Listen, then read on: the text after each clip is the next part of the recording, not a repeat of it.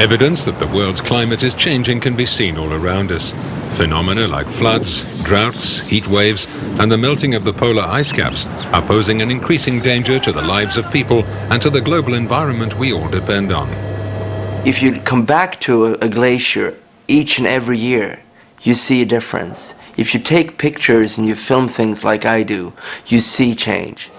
If last December's United Nations conference in Bali succeeded in launching negotiations on a new global agreement to tackle climate change, it was notably thanks to the European Union's international leadership in addressing this major threat. I think we can say that our global warning against global warming is producing results.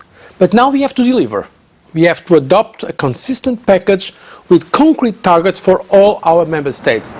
Today, the European Commission is proposing a package of measures to implement an ambitious new climate and energy policy for Europe. A central aim is to reduce the European Union's greenhouse gas emissions by at least 20% of their 1990 levels by 2020. And, if other industrialized countries agree to do the same, by 30%. The enemy is carbon. We can beat the enemy. We know how to do it. And we know we can afford it. We have calculated that the cost of taking the proper decisions today would be about 1/10 of 1 percentage point per year. Europe's targets for reducing its emissions will require efforts by every member state and all parts of the economy, from transport to agriculture and households.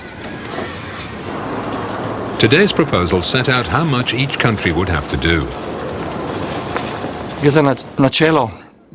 The principle is a commitment that's tough but fair.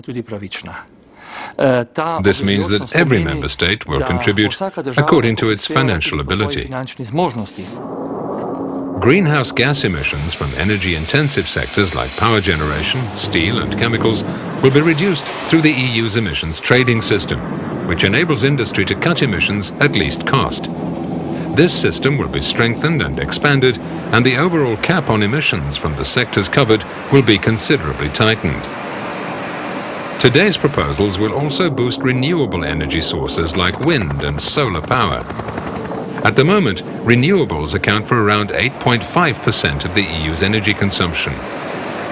The goal is to more than double that to 20% by 2020, and for biofuels to make up 10% of petrol and diesel by the same date. I know perfectly that some companies are working very well in research and development and are already making a lot of business out of renewable energy, and that will only increase. The measures proposed by the European Commission will spur innovation in new technologies, create new jobs, and strengthen Europe's energy security and industrial competitiveness. With its new climate and energy policy, the European Union is getting a head start in the race to create the low-carbon world economy needed to prevent climate change from reaching dangerous levels.